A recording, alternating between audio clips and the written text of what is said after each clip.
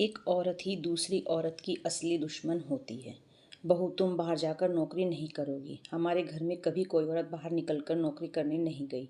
वहाँ 4 मर्द भी होंगे, उनके बीच जाकर तुम नौकरी करोगी। क्या इज्जत रहेगी हमारी? वो सब क्या सोचेंगे? और इस घर के पुरुष कभी इसकी इजाज़त नहीं देंगे। रमा जी ने रिया को सख्त आदेश देते हुए कहा। ये कोई पहली बार नहीं था जब रमा जी रिया के फैसले के विरुद्ध खड़ी हुई हो। वो हर बार रिया के विरुद्ध खड़ी होती और हर बार वो अपने शब्दों की बंदूक पुरुषों के कंधे पर रखकर चलाती थी। जैसे बहू बार भी ना घूंघट निकल आई, जेठ ससुर बैठे हैं कुछ तो लाज करती। बहू, घर के पुरुष बैठे हैं थोड़ा धीमे हंसो बोलो। बहू, बाहर घर के पुरुष बैठे हैं तुम बाहर मत निकलो। बहू, तुम ऐसा मत करो, घर के पुरुष क्या सोचेंगे। बहू, ऐसे न चलो वैसे न चलो, आदि आदि। रिया को कोई हारी बीमारी होती तो रमा जी कहती, तुम बहाना कर रही हो, ये सब नाटक है, बंद करो अपना ये नाटक। माँ जी, आप अपनी मंशा को पुरुषों की इच्छा का नाम क्यों देती हैं? पुरुषों का तो सिर्फ नाम बदनाम है। असल में तो औरत ही औरत की दुश्मन होती है। एक औरत ही दूसरी औरत के लिए लक्ष्मण रेखा खींचती है, पुरुष नहीं। माँ जी, इस घर के पुरुष नहीं, आप खुद नहीं चाहती हैं कि मैं नौकरी करूं। आज बहुत हिम्मत कर बोली थी रिया। तुम्हारी इतनी मजाल, तुम मुझसे अपनी सास से जुबान लड़ा रही हो। रुको, अभी तुम्हारे ससुर जेठ और पति से बताती हूँ कि तुम मुझसे जुबान लड़ाती हो। रमा जी गुस्से में बोली। क्या बताओगी भाग्यवान? मैंने सब सुना। बहुत सही तो कह रही है। हम पुरुष कभी इन छोटी छोटी बातों पर गौर नहीं करते कि बहू ने घूंघट किया है या नहीं, बहू कैसे चल रही है, बहू कैसे हंस रही है, बहू कैसे बोल रही है।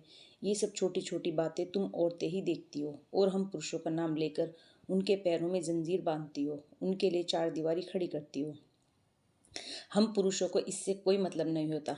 हम तो अपने खाने पीने, न्यूज़पेपर और राजनीतिक मुद्दों में व्यस्त रहते हैं।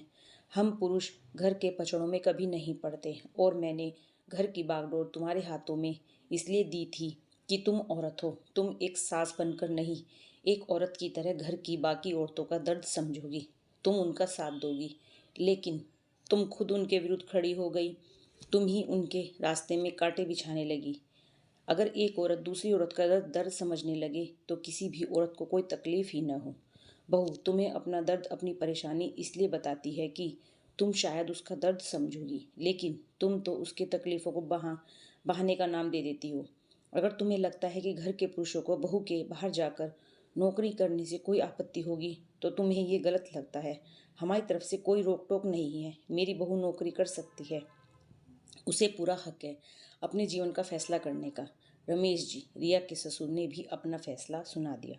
पीछे से अनिल, रिया का पति, भी बोला।